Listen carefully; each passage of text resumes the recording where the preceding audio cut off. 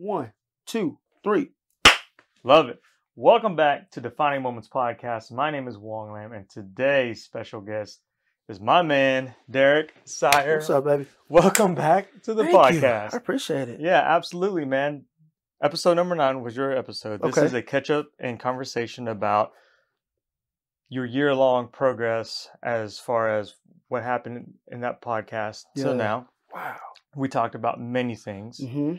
Number 1, how are you doing, and how's your wife and your children? Yeah, man. You know, I remember probably the biggest takeaway from our initial podcast was talking about that defining moment. Yeah. And I remember talking about being in college and then telling the story of my wife and how she was like, you're the least dorky of them all, Yeah. you know, jerky Yeah. of them all. Yeah. And I finished out my semester, moved home. And after thinking about that and going back and listening to it, of course, I just started thinking of these other defining moments, but in different areas. Yeah. When I got let go from Chesapeake, Yeah. defining moment. Like I'm coming up on 7 years of owning my own company. 7 years, bro. That's amazing, brother. That's crazy. OMOS, man. Like when I think about that, that's amazing. Or I think about when my wife and I, we moved to a different side of town so that our kids could go to school at a particular location. Like you think about these defining moments, and I don't think I ever thought of them as defining moments until our podcast. Yeah. They're called fork in the road, or you know, like these. But it's like, man, that was a defining moment. Yeah. And so I've had a couple of those over the last year. Yeah. That's allowed me to work with Oklahoma City Police Department. Awesome. That's allowed me to be a better mentor. We just talked about my social media hiatus. Yeah. Getting braces has been one. Like I'm a noticed part that. of this subculture now. So whenever I smile, like people that have braces, they're like, yo, bro. like, you're part of the club.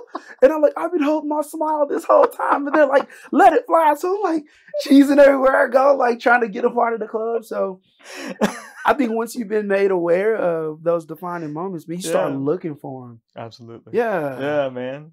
So that's been the last year, man. I have those pretty big things. Published another book. That's book right. Number 2. Yep. Did a little book tour there for a while. Went to Oklahoma City, Tulsa, and then I've been able to book some gigs, just showing up talking about my book at companies.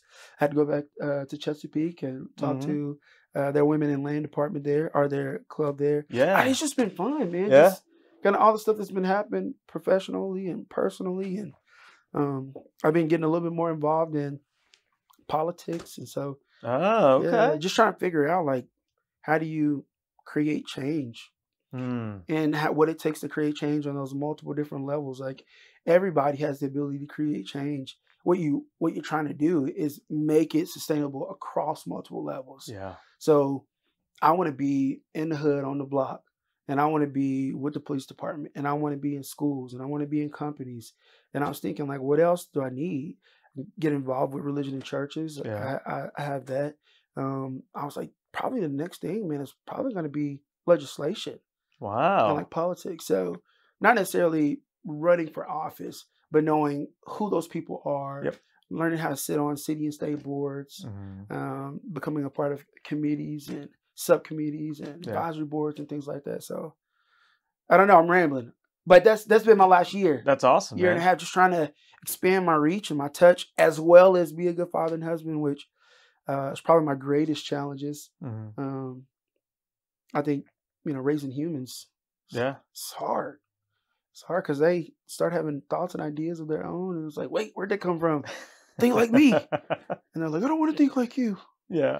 But I don't know. It's and that's okay. It is good. Yeah.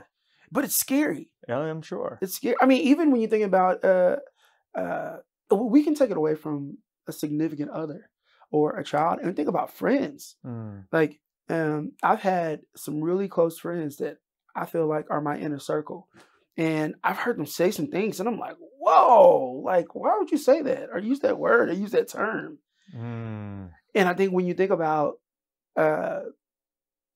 being around other humans that are different, it's easy to be around people who think like you and sound like you and talk like you. There's very little effort, but you get the least reward. Yep. The greatest reward is when you can be around people who don't think like you, who don't talk like you, and you can still find common ground and be peaceable and be civil. That's the greatest reward. When you can sit across from someone who probably thinks polar or opposite to you. Mm-hmm. And then you can get up and go back to your families. And I've learned about them. They've learned about me. Yeah. And hopefully we're both better human beings by having done that. I love that, man. Margie, my wife, obviously. Yes. Man, she's my wife, right? She actually tweeted that the other day.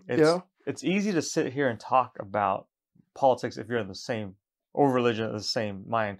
However, it's tougher if it's someone else with a different mindset. And tougher means you may think it's tough, except you're going to be better for it. Yeah. Because you're going to learn. And you're going to grow. Yep. And it's going to stretch you. And it's going to challenge you. Dang. I know. You think about, I think it's an Einstein quote. He said, you don't really understand it unless you can teach it. And I was like, what? Because, a lot of people believe things, but they can't explain why they believe it. Or they stand for something, but they don't know why they're standing for it. They've adopted or absorbed a philosophy or a way of life that has come from someone else. Right? My dad thought like that, and so I think like that. My mom thought like this, so I think like my friends, my community, my culture, my country thinks like that, and so I think like that. But oftentimes people are unable to explain why. They just know they do.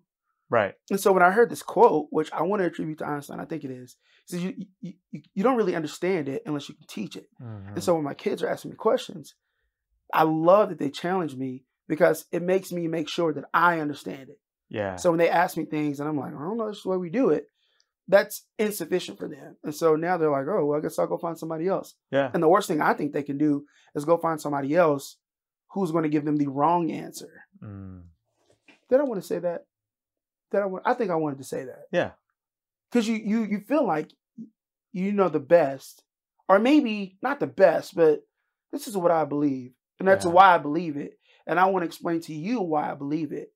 But if I'm unable to, you're going to go find perfect example. Stop me. Because I'll just stop. No, let's hear this. There's this kid. I had this mentorship group at Metro Tech. Okay. And it was a group of guys that I met with every week for an entire semester. And then I would switch and get 15, 20 new guys the next semester.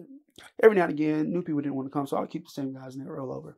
Well, they had this list of things they wanted to cover: entrepreneurship, truancy, how to interact with women, how to behave in class, things like that. And so I said, hey guys, it's going to be awkward. I know it is, but I got to check it off the box. We got to talk about, some safe sex practices. Yeah. Now, I'm not a sex ed professional, but, I've been around for a while. I done dabbled, I done dabbled. So I know a couple things. And they was like, man, why we got to talk about this? I was like, I know, man, but give me one class and I won't bring it up again unless you guys bring it up. Okay. They was like, what you going to teach us? Like, we already know. I was like, well, that's a great place. Like, what do you know? Yeah. And it was like, we know about condoms. And I was like, oh, what do you know about condoms? And it was like, we know how to put them on. We know how to open the wrapper with one hand. They kind of going down this whole thing. And then out of nowhere, this other guy was like, and then if you don't have one, use your friends and turn it inside out. And I was like, whoa! Mind blown, dude. I was like, what did you say? He was like, yeah, like if you don't have one, just wait for your friend to finish, use his and just flip it inside out. And I was like, are you serious? He was like, yeah. I said, where'd you hear that from? He said, oh, my brother told me. I said, what else your brother tell you? He was like, you can learn if girls have STD by the color of their earwax.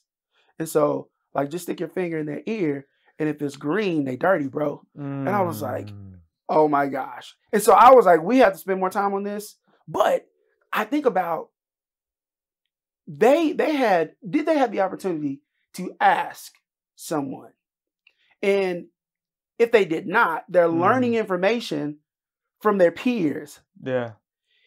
The wrong information, right? And so it's like, as a dad, I need to make sure you're not out there talking to your stupid friends about stuff that's easily avoidable. Listen, I kept those kids out the class, and I was like, man, let me tell y'all. First of all, keep your finger out of people's ears. Like, first of all, and that's horrible. That's wrong. Yeah. So I'm sitting on like websites. Like I'm like, man, you can go to Planned Parenthood. Like you can go to all these different places that will give you information. Like Google has too much stuff on there for you to be walking around here doing this stuff. Anyhow, I think about that. Like that's my example when I think about people who don't know that are so willing to share. Yeah. And then my kids being the recipient. Yeah. So it's like they're human beings and they're growing up into their own little bodies and minds. And I got a freshman and an 8th grader. And I need to make sure they know stuff. But I also want them to think on their own. I like it, man. Sorry, guys. That was a long ramble. I apologize. That was a good ramble. Whew. And it wasn't rambling. It was informative. There we go. High energy. What are some of your morning habits, man? Morning habits. I love coffee. Yeah. And so I have a place called Vintage Coffee. That's my spot. Like I hang out there or work there. Actually recorded a podcast and a video there. Cool. Last month and the month before last. Mm-hmm. So I wake up and my wife has put us into a shower routine. And so it's like, all right, 15-minute rotations starting at 6:30. 6:30, 6:45, 7, 7:15. Man. By 7:30, everybody's out of the shower, dressed, ready to eat breakfast. 8 o'clock, we're out the house. So, yeah, I simply comply, right? Because I'm like, whoever get up first, like you're the one. And she's like, nope. And so she's got like these 15-minute alarm clock set. So that's very easy. Shower, coffee. I normally like to send out a few texts to start my day out. Perfect. Thinking about you, praying for you. Like it. Follow up on, moms that have babies or dads, that starting families or my mentees. What do you have planned for the day? I sit down with my go-in list. Have I told you about my go-in list? No, you haven't. Shout out to Haiti Coleman out in Guthrie, America. He's started this go-in approach. Okay. And this go-in approach has this thing called a superhero list. And every morning he wakes up and he says, what could I accomplish today that would make me feel like a superhero? Like that at the end of the day, I'm walking around with my chest out because I've accomplished. Oh, I have it in my pocket. I keep it in my pocket. It's my superhero list, right? I got love letters on there. Yep, it's my love letters. Yeah. Right now stuff. Emails, phone calls. Man, I got my son's soccer team on here. Got some mentoring ideas. And so I sit down with my coffee and I send out a few texts and then I write down my superhero list. And then I go dominate the day, man. I like it, man. I try. So far, it's almost noon o'clock today. What have you done this morning to dominate half your day? To dominate half the day? Well, I had a meeting with one of the community partners, and we're talking about how to take one of our programs and expand it. And so working with the police department, we have a unit called FACT, which is Family Awareness Community Teamwork. Okay. Family Awareness Community Teamwork. FACT. F-A-C-T. F-A-C-T. Yeah, as a matter of fact. There you go. Your shirt. There we go. Nice transition. And so one of the things that we have is a Youth Leadership Academy. Yeah. And we pull kids out of high school one day a month, and we spend a whole year with them. And it models something that Leadership Oklahoma does called the Youth Leadership Exchange. And they pull kids out of schools as well, and they teach them about leadership and community service and advocacy and philanthropy and civic involvement. And so I sit on that board. Okay. And then I also help coordinate YLA, which is little brother, little sister to what they're doing. Yeah. Big. So we have a community partner that invests in that program. And so talking with him about how we can create this pathway towards greater things. And so I like it.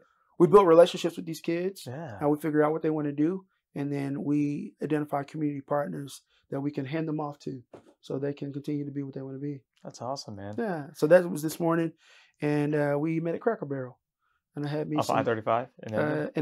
Yeah. Had me some biscuits and gravy with some sausage, little sausage patties, some coffee, and some hash brown casserole. Yeah. Yeah. A little pepper on top. I like it, man. When you go to Vintage Coffee and you get your coffee, can you bring your own mug in and get of course, a fresh cup of coffee? Yeah. In the mornings, I get my fresh cup of Derrick. I don't know if you remember that. Derrick, I do. Yeah. I get so hyped. I was thinking about a shirt.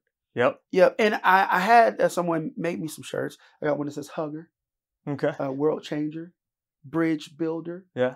Which is pretty cool. I had a friend out in Tennessee. What's up, Kelda? Shout out. She makes shirts. She does arts and crafts and stuff. Oh, nice. And she sent me a box of T-shirts for my birthday. So I have all these shirts that say these wonderful things on there. But cup of Derrick has yet to be made. Brother, let me, well, speaking of shirts, Yo! we have a gift for you, my wife and I, on our podcast. Is this a Defining Moments? I've been waiting for this. Yeah. Is it? Yes. Yes. Can I tell you why I'm doubly pumped about this? Why is that, sir? So recently, I've minimized my closet. Okay. I hate standing in a closet trying to find stuff to wear. Agreed. Absolutely despise it. And so I only wear jeans and black tops now. Okay.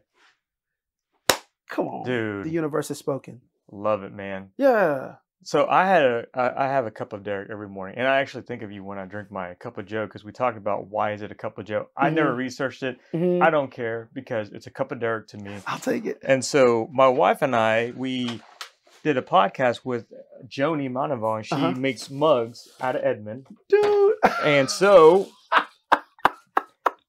don't know about you, but you can literally shut up.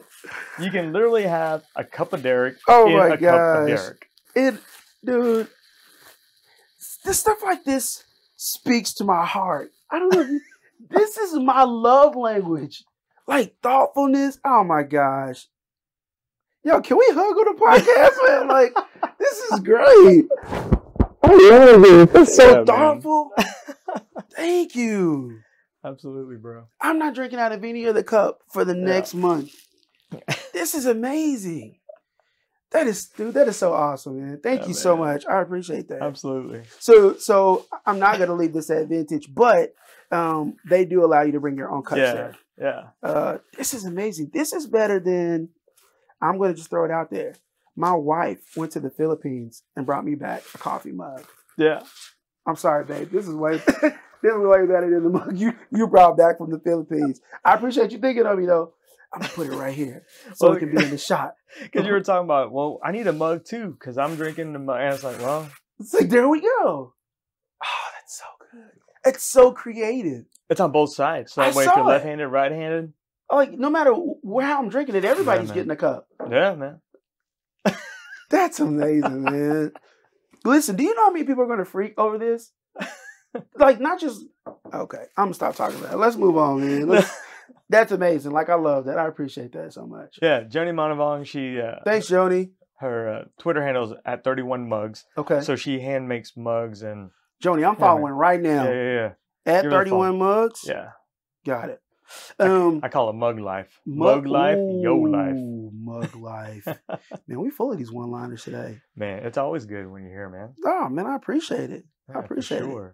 So when we talk about 31 mug life? No, at 31 mugs. I got so many things running through my mind right now. I got 31 flavors of mugs, bro. Come on now. 31 flavors in a mug ain't one. No, that's cool. She does. Oh wait, Joni Manavong. Manavong. Yeah. Manavong. I'm following. Personal page too. Oh yeah. And she gets all the love, dude. She is amazing. She does a really great job. Look at this, bro. Like people are just tagging her in the mugs. Yeah, man. That is so cool. Does she teach like mug classes? I don't know. You might ask her. That's hilarious. But yeah, the uniqueness of these gifts are awesome, man. We like it. This is good. I like it, man. So let me tell you something else that's fun. Okay. Since do we have a format? Are we just catching up? Dude, we're catching up. Is that what we're doing? Whatever you want, man. It's called freestyling. How about that? I love that. Let me tell you this. I have I told you about my list at Vintage? No? I have so I believe the best way to connect, if you can't connect over food, it's over coffee. Okay. Now, coffee can be substituted as tea if you're not a coffee drinker. Yeah. Right? I'm okay with tea. Right? If you're not drinking coffee or tea, like, why are you alive? Like, why are you living? You gotta have one or the other. And so I've done this twice, and I said, hey, anybody who wants to come hang out with Derrick, like I just put it out there. Meet me, I'm in Vintage all day. Okay. Like I'll put it on my social media. My wife was like, that's scary. Like somebody could show up and stab you. Like they know where you are. Nah, if they're gonna stab me, they're gonna get a cup of coffee before they do. But I noticed like people were like, hey man, like I can't make it. And I'm like, well, I still want you to have a cup of coffee on me. And so I have this list on on Vintage Coffee's refrigerator, and it's called Derrick's Friends. And people come and they get a cup of coffee on me, and they just write their name on the list. And so if I'm not there, they can still have the cup of Joe. Dude. Like, I just want to love on people that way. Yeah. Which I think is really good. I also want to replace all of their cups with this mug. I want to buy 50 cups and then just, hey guys, throw the rest of your mugs away. I want to do that. Because this is so awesome, man. I love that. Cup O Derrick. And so when I first started going to Vintage, yeah, they let me bring my own mug. I was like, can I bring my own mug up here? Like, your mugs are cool, but mine is better. And they were like, yeah, man. Like, and so I still have a cup there. Like from 7 years ago when I first started coming to Vintage, the same cup is still there. Man. Which is really cool. It's going to break eventually. Yeah. Surely it's going to break. Yeah. It's still there. We should get you another one, man. That's one of one. One of one? Yeah. I feel like I want to. Can I buy that and give it to people? You can buy that and give them to people. Can I? But I'm saying, like, it wouldn't be a cup of them. It'd be a cup of me. It'd be a cup of Derrick. But can I buy that for people? You like that cup? Like I'm saying, like, is that arrogant? Is that? No. Here, you need a cup of me in the morning. No, like, because I think people need to understand. Well, they don't need to, but it'd be good for them to understand, why are they having a cup of Derrick? What gets you so hyped? What gets you so pumped? You know, as a matter of fact, what are a couple questions that you wish people would ask, but no one ever asked Derrick? That's really good. What are some questions I wish people would ask? I wish people would ask, is my joy genuine? All right? I think people, they look at my energy and they look at stuff that I do and they feel like there's an angle to it. Like it's a show or it's an act. Yeah. And I'm like, man, I'm genuinely this happy all the time. Like, yeah. I can see that. I won't say all the time. I'll say 90% of the time. You know, I think everybody has like a low day or an off day. But for the most part, when you come across Derrick, like, you're going to get a smile. You're going to get a hug. High fives. Yeah, high fives. Yep. Like, I feel like I'm genuinely interested in people. I'm generous with my time. And so even if I'm moving, I want to lock into you for at least the 5 minutes that we're talking. Yeah. I love remembering names. Yeah. In fact, like whenever I go somewhere and I try to remember a name, I put it in my phone really quickly with the description. I'll show you the one that I have for Vintage Coffee because they have so many employees. I'm like, man, how do I remember all these folks? And so like I have a list of people that work at Vintage. Then I'm like, oh, that's the guy that works at. Yeah. Oh, that's the Nick. Oh, that's the homeless guy. That's the theater good. Oh, which one? Cammy. Yeah. That's the white girl. I think she's the only one that works there outside of the owner's daughter. I was like, that's the short Asian girl. That's the black chick. That's the I got all these little cues that helps me remember people. It's like, oh, that's the guy that wears the gauges. Oh, this is the dude with the beard. Then I'm like, wait, he cut his beard. So like, it's like all these little different things. But it's because like, the number one thing that people love to hear in the world is their name. Yeah. And then the second thing is I love you. Right. And so if there's a way for me to like impact the world. If I had 5 minutes to impact the world, what would I do? I would smile. Yeah. I would hug. Yeah. I would encourage. I try to shine bright. If I just had 5 minutes.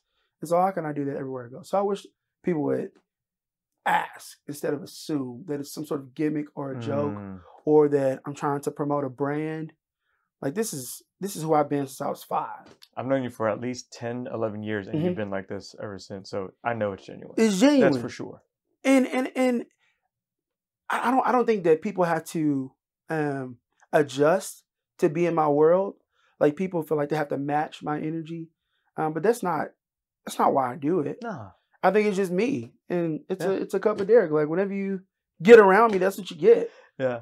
And so another thing that I've noticed is that I understand that this level of intensity can be annoying or it can be aggressive or abrasive. I was doing a presentation one time and the guy in the front seat was leaning back, like literally leaning back this way. And he came up to me afterwards and he was like, hey, great information. But he was like, I became anxious. Like my anxiety level rose. Wow. Because you were just a lot. You were just so much. Mm-hmm. And he was like, the speed at which you talk and the energy and the level, like it was overwhelming. He was Yeah. like, I felt like I would have enjoyed you a lot better from the back of the room. Right. So that's another thing that I'm learning to do even at 38 is how do I not compromise who I am, but maybe adjust.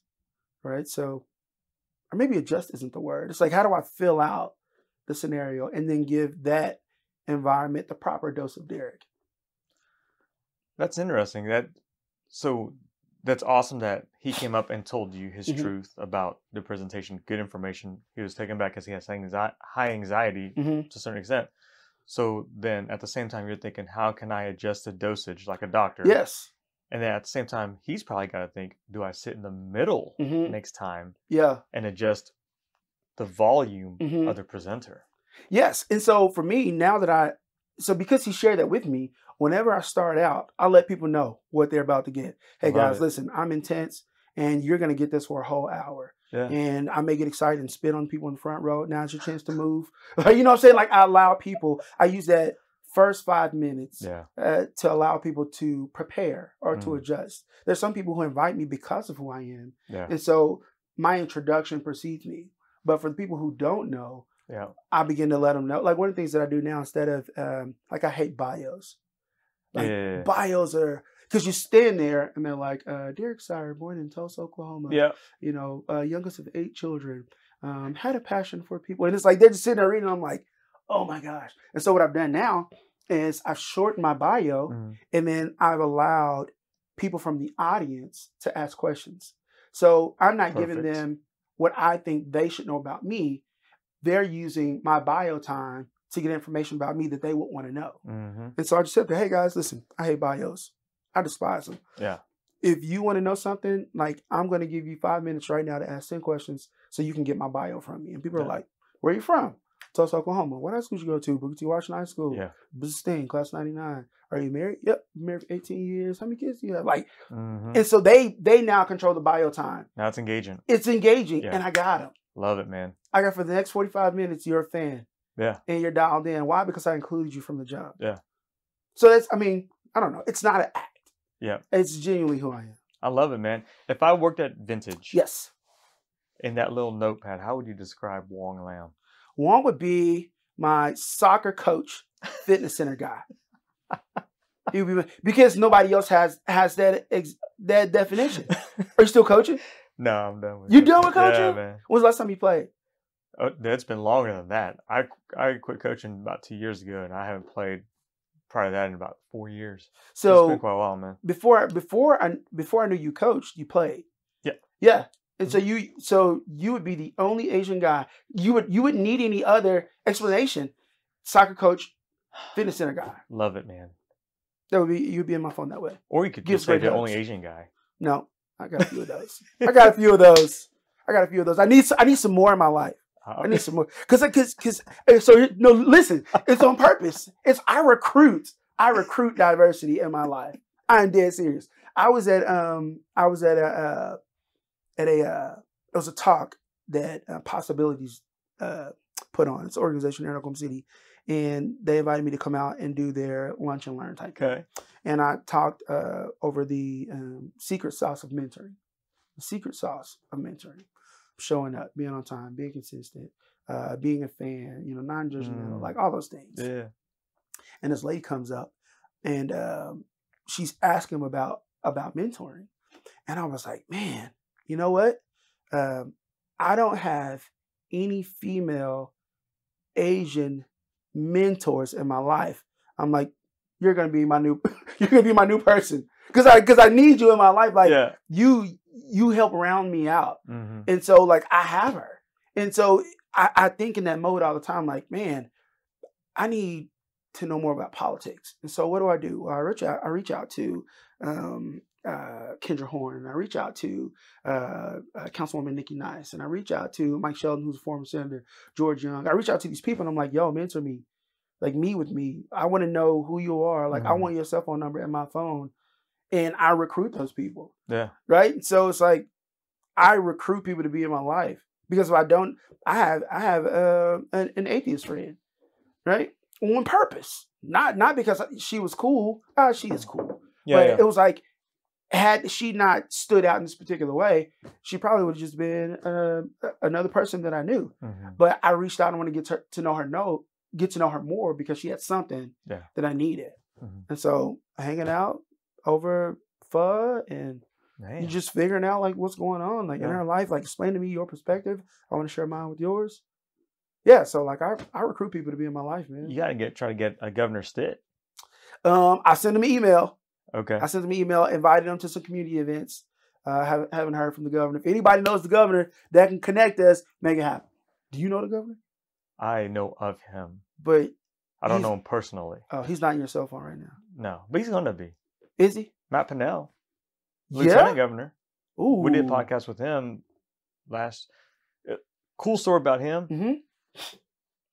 I've never met him. I just tweeted at him one time about, hey, I'd love to do a podcast with you. He's like, I'll be in touch. Like, yeah, whatever. He came in. First time I met him was at the studio. We did a podcast. That's amazing. And then he ran for Lieutenant Governor. Then went in runoff. Then he won. And it was awesome because he didn't check stats. He was like, let me know what time. Let's do this. I admire that. Have you maintained contact with him? Yeah, just through Twitter. And So I sit on the Foster Care and Adoption Association of Oklahoma. I sit on their board. Yeah. He's a foster parent. Yep. And so he came to an event that we did at the Capitol and he spoke and like he's a really cool cat. Man. Yeah, he is a cool cat. Like I would love to. So I have access to him through the board, but like I want to do this. Yeah. I want to come in his office, like kick off my tennis shoes and like rub my socks in his carpet. Yeah. And be like, man, let's talk about life. What about Mayor Holt? Mayor Holt. So Mayor Holt, I reached out to him a couple of times. His office has gotten back to me. Invited him out to some events as well. He's super approachable. Yeah. But because he's constantly interacting with people. And so I've interacted with Chief of Staff and his executive administrator and been an executive administrator, but never him directly.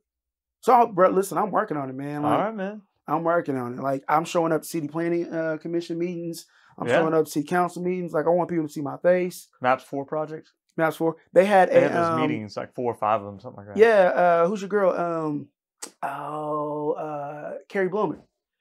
She hosted mental health for Maps 4 mental health, talking about the need for more of that. I wanted to make it to that, but I was at a different event. But yeah, man, like I try to stay on the map. I'm on the email blast and all that stuff. I need to try to get you in touch with Mike Bros, the CEO of the Mental Health Association of Oklahoma. I would love that. Man, that dude's phenomenal. Yeah? Him and his staff, they're all phenomenal. Hey, man, you hear that? He said you're phenomenal. That means you have to contact me now because he talked about how great you were. Let's make it happen. You know what CEO stands for to him? What? Chief Empowerment Officer. Ooh. Dude, right? That's like some thought leader type stuff. Yeah. So who's the guy, the Amazon CEO? Bezos? Yes. Yeah. Random transition here. Bear with us, guys. Speaking of like this thinking shift, he doesn't believe in work-life balance. He believes it's a figment, but he does. If somehow this makes it back to the CEO of Amazon, tweet me, inbox me, IG me, Facebook me, my cell phone number's on my website. Like, hit me up. He believes in it, but he's just retitling it. And to me, that's all that people do with content, right? The reason that I do experiential learning and I come in and I work with organizations is because people need to see the same thing in a different light. Yeah. My wife and I, like when we cook in the kitchen together means something completely different to her than it does to me. Yeah. Together for her means like we're making a salad, you're cutting the onions, I'm cutting the tomatoes, like you put the croutons in, I put the lettuce in, like together. To her, that means together. For me, I work on the pork chops. You work on the salad. Like to me, that's together. Yeah. For my kids, we make dinner together if they set the table. Love it, man. You know what I'm saying? Yep. And so what happens is that I think we're using these terms, and the terms aren't necessarily bad, but it's people's interpretation of the terms that needs to be addressed. And if we can all look at it from a different perspective, look at the same thing and get to the same place from different perspectives, I think that's the goal. I love it. I'll give you another example. Make America Great Again. We're sliding into politics a little bit. Make America Great again, right? I think everybody who lives in America wants it to be great. For sure. Great. I want it to be great. You want it to be great. Republicans want it to be great. Democrats want it to be great. Green Party wants it to be independent, wants it to be great. Everybody wants the place where they live to be great, right? Yeah. The question is, what does great mean? I was going to ask you the same question. What is great? Because we're all saying great. We're all saying America, but when you say America, so many things pop into so many different minds. When you say great, so many things pop into people's mind. When you say make, right? Again, oh my gosh, again. Like all these different things, they draw this emotional response, this capital response, this educational response. Like it pulls these different things out of these different people. And what we're not identifying is we're not specifically identifying what that means, right? And so that's what I love about building relationships and kind of getting down to the nitty gritty of things. Yeah, it's like we need to make sure that we're all saying the same thing. I digress. CEO, empowerment officer, right? I think the executive officer is doing the same thing as the empowerment officer. They both want to lead. They both want to build great things. They both want to empower their employees. They want to be in the black and not the red. They want to support families and be involved in communities. They're just saying different things and going about it a different way. Thought leaders. They're just repackaging it. Yeah. You know, something different. My thought about when I become a CEO of a company, my own company, there'll be PTO will be unlimited. No, you can take as much PTO as you want. Because I guarantee it, not everyone's going to be like, oh man, I'm going to take the whole year off. Right. Because they have a moral obligation to the job, to their colleagues, to their family. Yeah. It's a moral obligation that we have to one another. So, no PTO. I mean, take as much PTO as you want. We get the stuff done. You're happy. I'm happy. Yeah. Bro, let's do this. I have a friend out in California who works for a company with unlimited PTO. Oh, so I'm late. You're ahead of the curve still because companies aren't doing this. Companies aren't doing this. Why is accountability a novelty? Why are we saying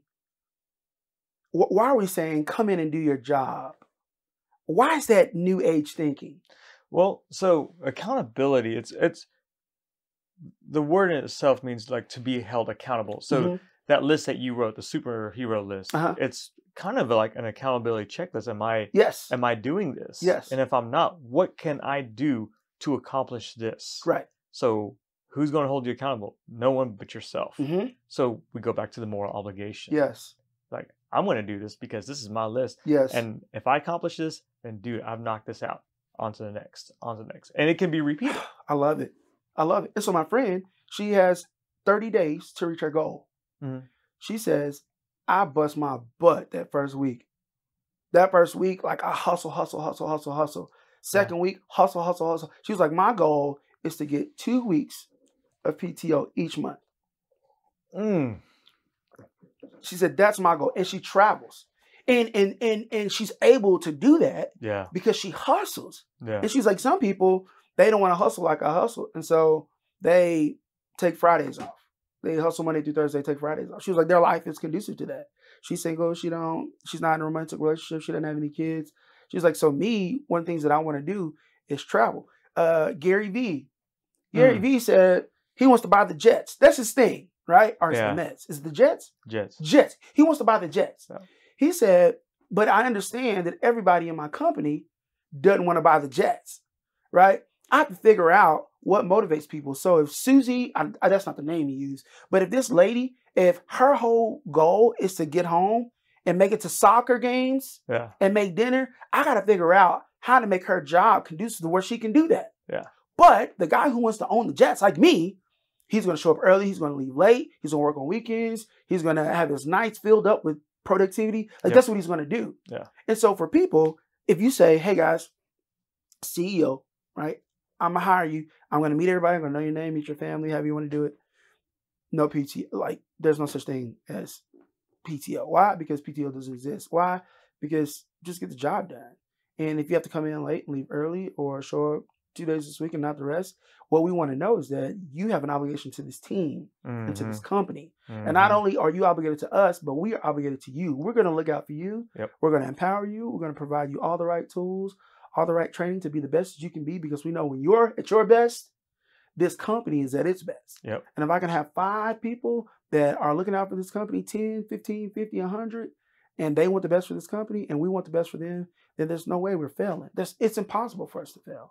Dude, you have your own company, so the people that you work with, they're your greatest assets. They are. And you give them the tools, and you have the energy. You have the cup of Derrick. Man. Every freaking morning.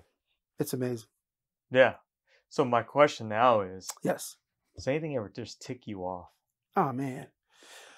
Like on a philosophical type of like injustice, that ticks me off. On a more practical, I hate bad drivers.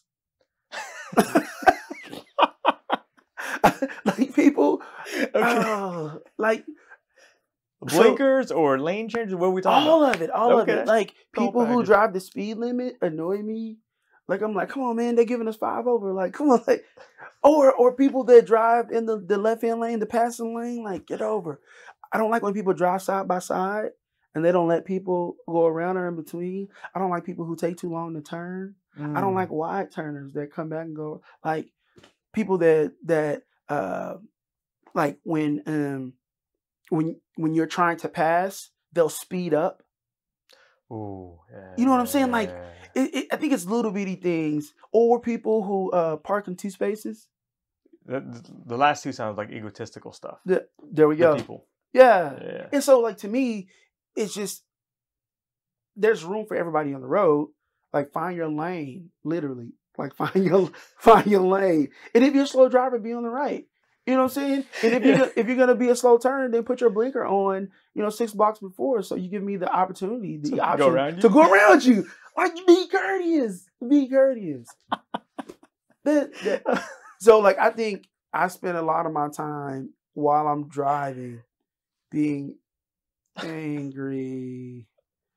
Oh, don't judge me, y'all. Be just because I feel like we ain't judging. People are not competent drivers. I think you have 2 out of 10 that are doing it the right way.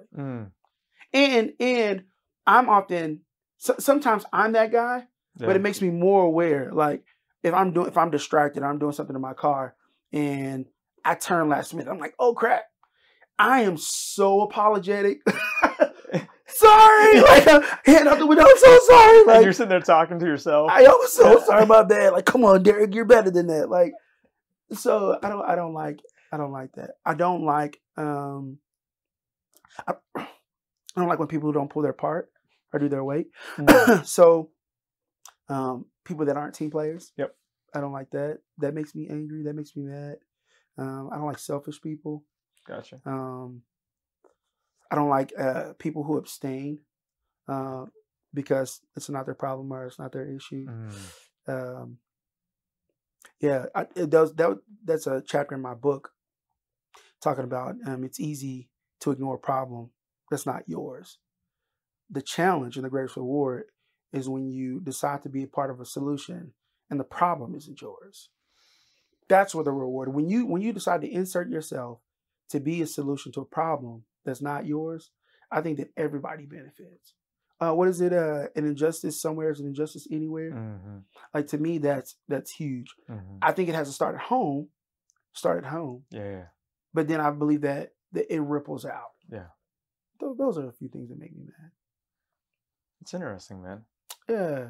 I had this conversation with a coworker the other day, and he asked me what my job was in this group that I work with. Mm-hmm. He said, "How do you define your job besides special projects, big projects?" I was like, "Well, that's a good question. So if you're, say, Wong Lam, he works here, he does special projects, big projects." I was like, "But I'd like to expand on that." Because what I mean by expand is I define my role even more. Things I do that no one really pays attention to. I infiltrate myself into business units. How can I help? Ooh. How can I make things more efficient? Yeah.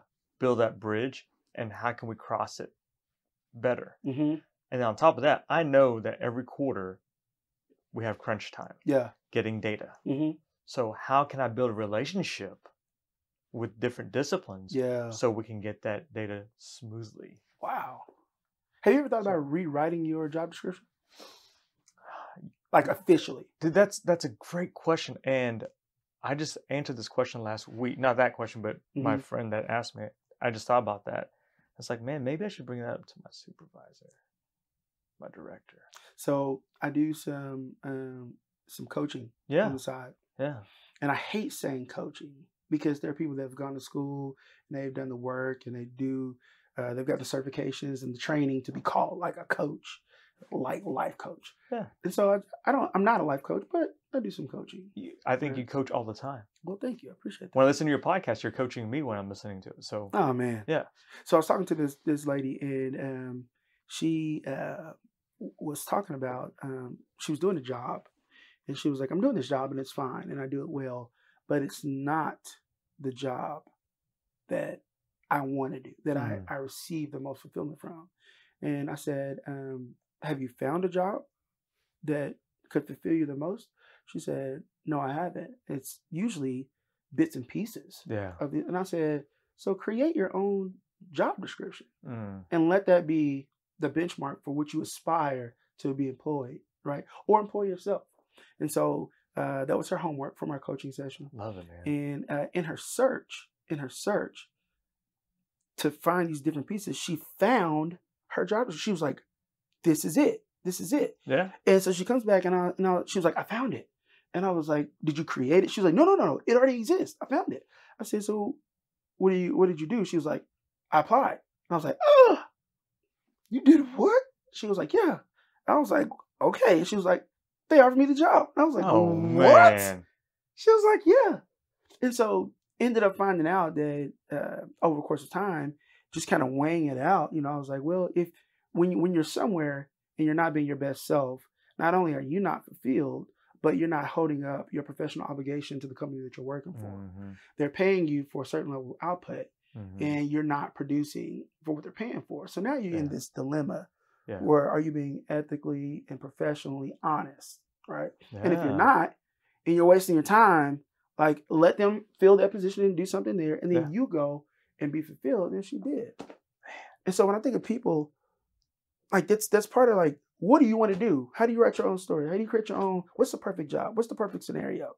And not to say that it's perfect scenario or bust, but it definitely gives you something to move towards, right? Defining moments. Like, I really want to capture people's stories. I want to figure out what was the moment that made them switch to where they are now. Yeah. Well, I've been kind of getting them just kind of organically, just kind of casually through conversation. Yeah. But can I capture these so that other people have access to the stories that I'm kind of getting organically? Okay, let me just try it. Let me just get a microphone. Let me just set it up. That was cool. Can I do it better? I think I can do that better. Yeah. So let me, wait. Do people want video? Would people love to see this? Yeah. And it's like, well, let me just get some. And so like, maybe it's the mark moves and maybe you reach it and it's like, I can do that better. And so you move the mark.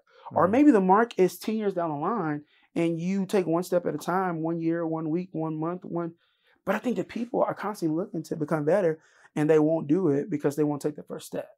So for her, the first step was, that's awesome, man. What do I want to do? What's my perfect job description? And then trying to create that, she found it. And then she applied. And then she got hired. Yeah. And then she left. And she's making almost double what she was making at this other place. Perfect. Her stress level's gone down. That rash that she had has gone away. Like, all these different things that are affected by your mental and spiritual health. Like our body manifests those things. Our environments manifest those things. Yeah. I ramble. No, I like it. When we did our first podcast, which was late 2017. Okay. You said the next time you come on, we should do it in video.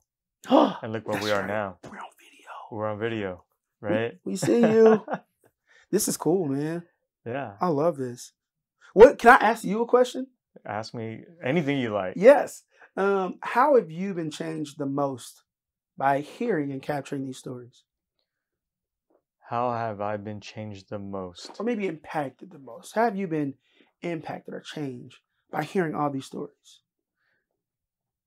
Through active listening. Yeah. Listening to which each guest is talking about and not interrupting them with a question. Because organically, using your word, and I love it, is how can I organically come up with a question by not having a manufactured question? Yeah. So the story goes, is being told, and I'm listening to it. And I can hear the tone. I can see the body language. It says, hey, that's a moment where I need to remember what I want to ask. Yeah. And so, yeah, just by, I'm not a psychologist, but just by studying, just natural stuff. Yeah. Right. And then what I've been really impacted on is Margie. She has never edited podcasts before. And now she does the audio. She does everything but host a show. Wow. So I'm impacted by her willingness to take time out of her busy day, because she's a health coach too. Yeah. To do all this and to be on board. So it's a collaboration of this marriage of friendship that we have, and then the guests have come on. So I've been impacted by stories, by listening actively. Yeah. To be tuned in instead of tuned out and waiting for the next big moment where I can ask this question that I've prejudged in my head. But that question is never going to be asked because the moment's never there. Yeah. And you're trying to create this moment. Yeah. See, that's good. You know who Stuart Scott is? Yeah, dude. ESPN. Have you read his book? Stuart Scott, I read his book. I saw it in the airport, and I bought it just on the spot. I think it was like $20 or something. Yeah. And he talked about what made him such a good interviewer.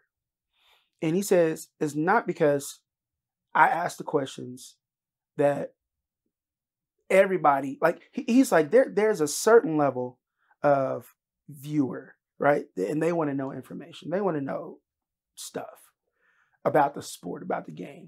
But he's like, I want to know about the person. Dude. Yeah. I want to know about Kobe, the person. And he was like, when you start digging into people, when you start asking the questions, when you start thinking about the person and their life and everything that surrounds what they do, then you start getting those golden answers. Stuart Scott was like, so me, I added my flavor in commentating. You know, he's like, booyah, big game with the handles. Like, he brought all of that. Yep. People still use that to this day. Oh, absolutely. He started that. Yeah. But he was like, as an interviewer, like as a commentator, I get to add me. I get to add my flavor. But as an interviewer, I want their flavor. Right? And so when I think about you talking about this organic, I mean, that's Stuart Scott. He's like, I got some things generally beforehand that I want to know, that I got some stuff that I can just ask. Any interviewer would be foolish to not come in with some prompts beforehand. Yeah. But he's saying, oftentimes I didn't even use those. Like, my best interviews happen to come from the person and life, and not necessarily the sport. Yep. And that's cool. Allen Iverson. Everybody know practice. Yeah, we talking about practice.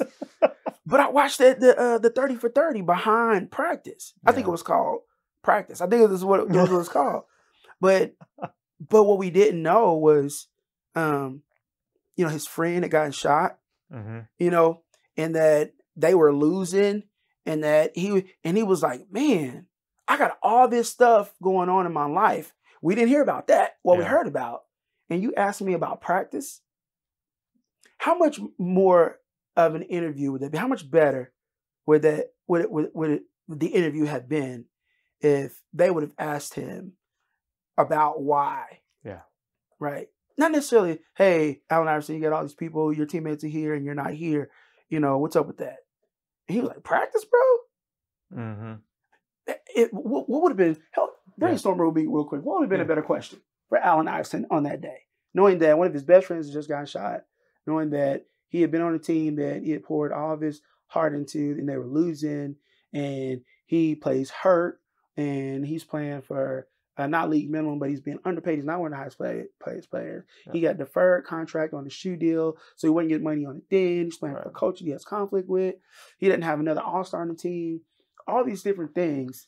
Like, what could we have asked Allen Iverson to change that sound bit? I love that, man. My favorite question, and I open up with you, is how are you doing? Yeah. Wow. because you would tell me how you're doing today. Why is everything great today? Why am I feeling like this? Well, because of the things that led up to that questions. How am I doing?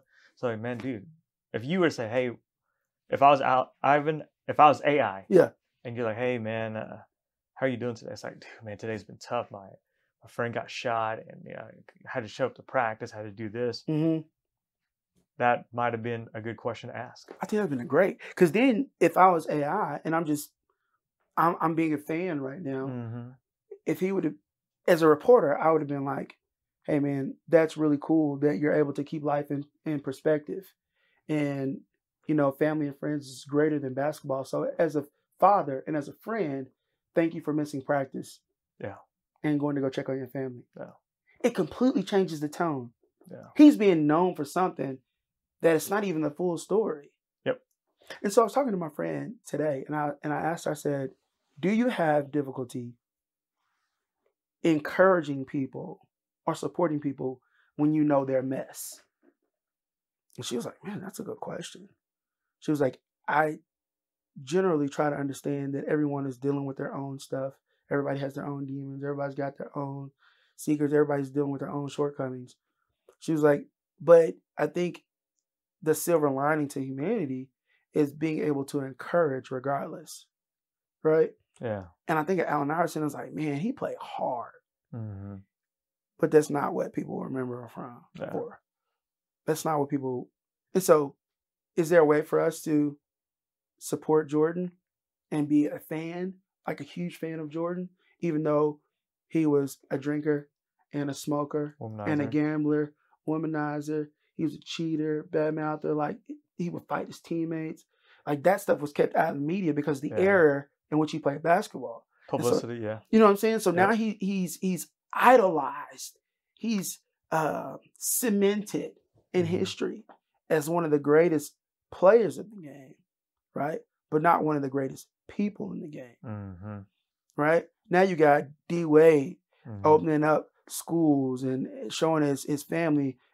Jalen Rose opened up a school. LeBron James opened up a school. LeBron James hired his friends to start their production company and this business management company. Like, I don't know. Like, can we support people and know their mess? If people knew like the worst parts of Derrick Sier, would they still be a fan? Like, I would hope people would be like, man, like, that sucks. But I'm still a fan. The value of what you just told me doesn't change. I mean, that's the hope, right? Yeah. What could we find out about Malcolm X or Martin Luther King or Rosa Parks or Mahatma Gandhi, or what could we find out that would tarnish the work they did? Is there anything? I'm sure there's something that would be like, ooh. Depends on how you turn it. Yeah. How you translate it, how you perceive what is written or what was done. Because we can do that all day long. With anybody, right? With anyone, man. With war heroes, I mean, we could do it with religious figures. Like, if we wanted to. Yeah. Man. Well, what I appreciate about your interviews, man, is like you dial in and you tap in. Like, I appreciate that. You're focused like 100% the whole time. Like, and you ask really good questions that get to the heart of why people do what they do. And, you focus on, I think you let your listeners know who we are and what we do, but the emphasis more on who we are. Yeah, that's exactly right. And I think people kind of get tied up. They try to make what they do who they are. And that's very dangerous. That's very dangerous. Yeah. Because once you're no longer able to do that, then who do you become? Yeah. It's not about Derrick Sier, the CEO of OMOS. It's about Derrick Sier. This is Derrick Sier, married, 2 kids. Asked a question. She said no. She calls back 2 weeks later. What if I say yes? Yeah. Well, I told you I would drop my academic, athletic scholarship, football. I'll drive back and we're going to get this thing done. Yeah. And I love the fact, going back to your first episode, you're talking about boundaries. You don't leave the premises of the house, the front yard, when you're mad. Yeah. You're still on prem. Yeah. You're not going to go to sleep being ticked off. It's, you talk about spooning, right? So those are important. It's those valuable moments, the values that Derrick Sier has. That's it. Because if people know that, then your quote unquote leadership just goes through the roof. Yeah. Because I know Derrick Sier in his vulnerable stages, Mm-hmm. he's honest Mm-hmm. and he's open. Mm-hmm. And then that's a guy I want to work with, work for. Wow. That's the guy I'm going to remember. That's emotional, man. Like, that's intense. Yeah, it's the truth though. Like, to be seen like that and to be appreciated. Yeah. Like, I think that's what people want, man. They just want to be seen. They want to be appreciated. They want to be heard. They want to be valued. Mm-hmm. They want to be able to tell their story, their side. They want to be able to share. They want to be able to. Yeah, I think that's the heart. Yeah, you talk about the word appreciated. Mm-hmm. Someone asked Mr. Lawler, he's like, what do you want people to know about you? Mm-hmm. He's like, I just want to be appreciated. Yeah. I just want people to know how much I appreciate them. Wow. The late Mr. McClendon did a great job of that. He did. And he let you know. Yeah. I mean, there were families, kids on campus all the time. Mm-hmm. Right? The business was the business. Yeah. The family, the person, the asset mm-hmm. was more valuable. And you worked hard. We worked hard. So where do you think that you've gotten your ability to observe moments, people, situations? Like, is that something that family or like how do you hone that in? Because I know my dad was really good about that, and so I try to tap into it. Yeah. But like, where did that come from for you? It came from my parents too. Yeah. Their story coming off of a boat, right? And people dying around them, people getting sick because there's hundreds of people on the cargo ship. And just observing them, their demeanor as my life has progressed to where it is today. Yeah. And then also coaching soccer has definitely had me hone in on, you have 18 young men, how we're going to make these guys all work together as a team. Gosh. Right? And it's not necessarily wins. If you count wins as success, then we're going to win matches. But how are we going to get there? Yeah. So you have to take time to identify each young man, then their parents. How can I talk to them? How can I get a good relationship to get the most out of this situation? Yeah. It takes time. I mean, our soccer team is going through some transitions right now with our boys being 13, 14, coming into 8th grade, 7th grade, 8th grade, trying to figure out how to make all these egos come together, and they're trying to figure out who they are. Yeah, the advice I have for the boys that I coach is when trial time comes around, if you want to leave the team, you should. Before you do that, do research on the club that you're going to. Yeah. More importantly, the coach. What is his or her background? What are they putting on social media? Yeah. Is it about them? Is it about the team? Is it about a certain kid? Those are important. Communication, verbal, nonverbal, social media or not. How much would you say of your coaching had to do with soccer, and then how much of it was life? Dude, man, that's such a great question. I would say probably 80% was more life. Yeah. The rest of it was soccer, because I felt like if you could get through life, the rest is easy, man. It's a simple game, just played by complex people. Yeah. It's a simple life lived by complex people. Ooh. Let's just be honest. I love that. Write that down. Well, you said you went off of social media for a long time because you didn't want to manufacture fake feelings. Right. And I love that, because now you're in the moment. Man. Right?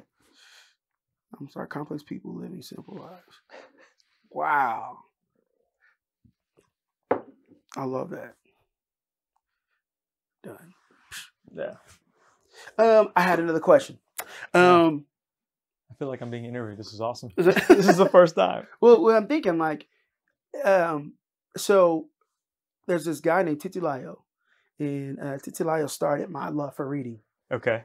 This is in 2003, 2004. Titilayo, if you were watching, thank you so much. I don't think I've ever said this. I've told this story 100 times, but I've never actually said it to you.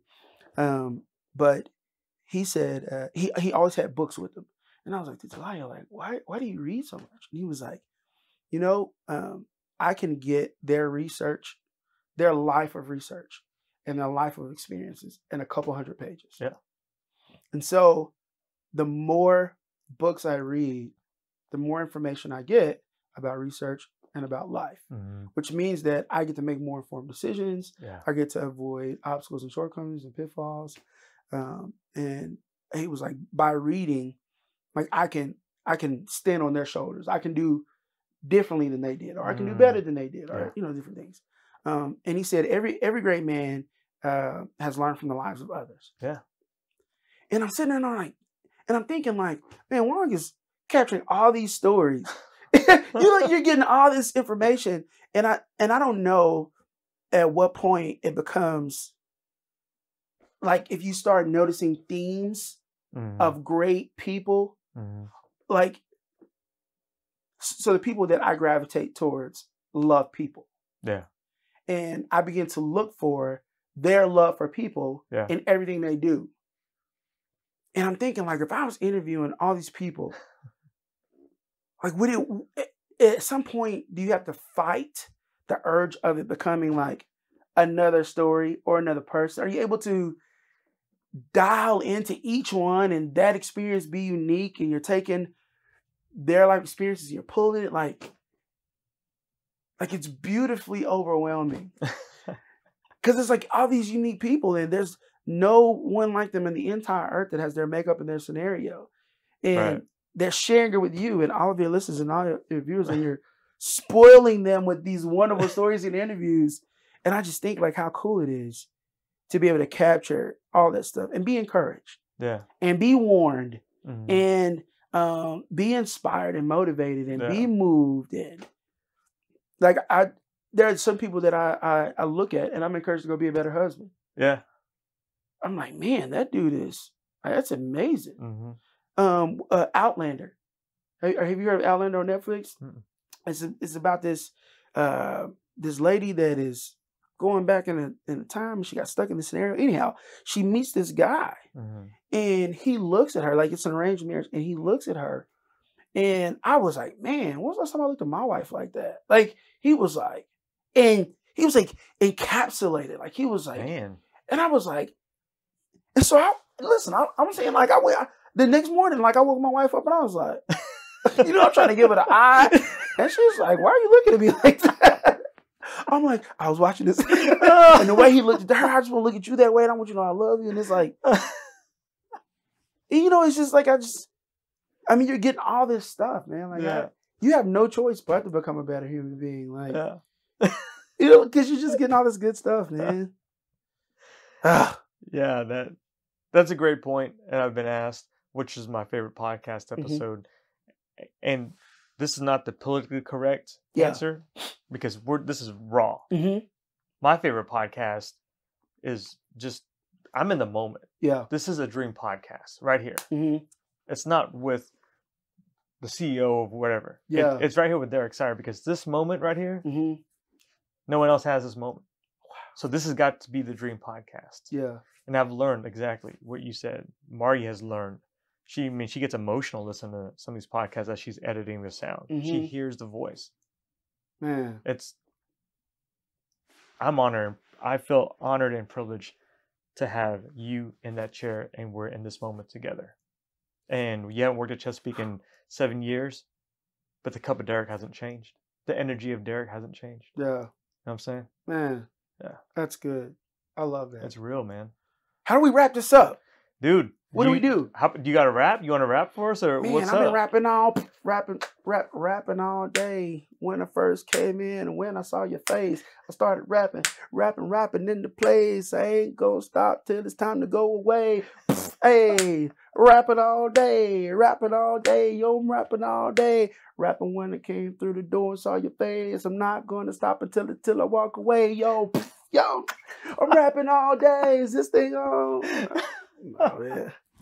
I appreciate it, brother. I appreciate you, man. Hey, man, is there a way for the people on the camera to see your socks? I don't know, but is there a here's did y'all see the sock game? Yeah. Yo, I appreciate that. I appreciate you, man. Thanks for having me back out, man. Yeah, absolutely. This has been great wonderful. Project. Yeah. Wonderful. Thank you. Yeah. Hey, listen, man, this is thoughtful. Like, I'm not blowing smoke. This is literally one of the best gifts I've ever been given. Ever in my life been given. Like, next to birth and life and 2 beautiful children. What else? My wonderful wife, not in that particular order. For my wife, that's for my wife. This is really a thoughtful gift, man. I really appreciate that, bro. Absolutely. And I'm gonna rock this shirt. Like, I'm gonna put it on tomorrow, and I'm gonna take a picture and I'm gonna send it to you. I love it. With the cup. All right. Last question for you. Yes, let's go. Derrick Sier, did you approve this podcast? I, Derrick Sier, approved the Defining Moment podcast. 1, 2, 3. My name is Wong Lam, and I approve this podcast. Dude, thank you so much, man. I love it, man. I love the energy. This is great. Every single time. This is beautiful. Yeah. And you know, it's like a cup. It's a mug. But it's the thought, bro. Thanks. It's the thought. I was thinking while we were recording, like, could I come up with like a paper that I stick in here, which explains, kind of gives you the story of the cup of Derrick and gift it to people? Dude, yes, you can. You can, for sure. This is legit, man. Get in touch with her, man. I will. I followed her. Yeah. I'm not active on there, but I love connecting with folks. I have not been active.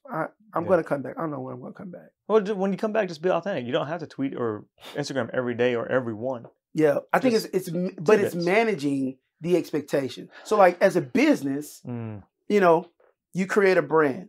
Yeah. And people love the brand. Right now, you're creating a brand, an expectation, a level of excellence, right? There's no way for you to go back. You can only get better. You know what I'm saying? And I think that's, if at any point you get on here and you have 10 questions that you're going to ask regardless, people are going to be able to feel that. People are going to feel it. Yep. They're going to be able to tell that it doesn't matter who is sitting in this chair, you were going to ask those 10 questions regardless, right? And not to say that's bad, but I think being in the moment is kind of the standard you've created. So for me, man, my phone was in my hand all the time, and I'm just capturing all these moments. And when I felt the need to do that, not because of my joy, but because of the pressure to perform, that's when I had to step back and be like, yo, man, like, wait a minute, what am I doing?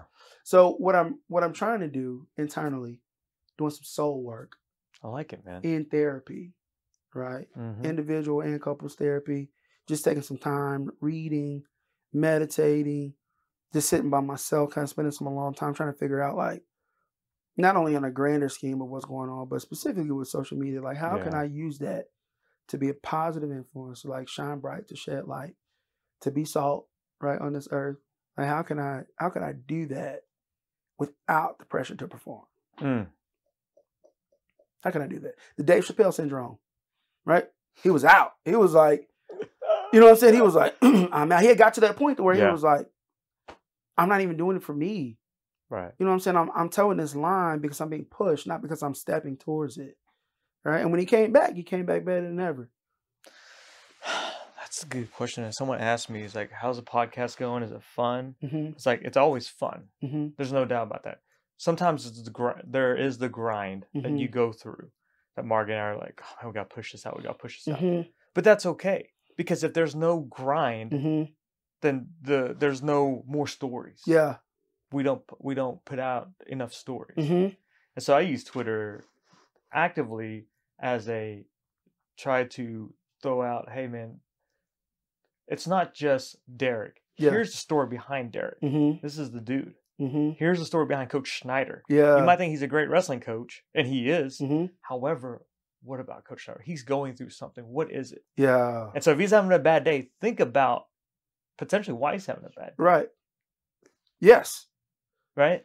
And I love that.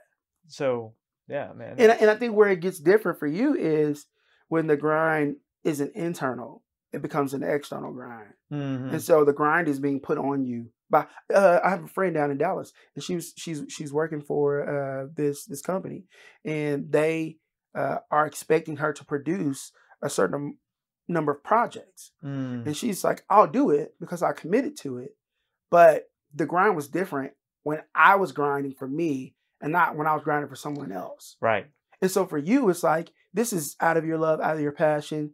and you're able to grind it. The grind is an internal push. It's when other people start like pushing on for you to grind. When you gonna do? That's when I think you have to decide. You have to in that moment decide like, why am I doing this? Yeah.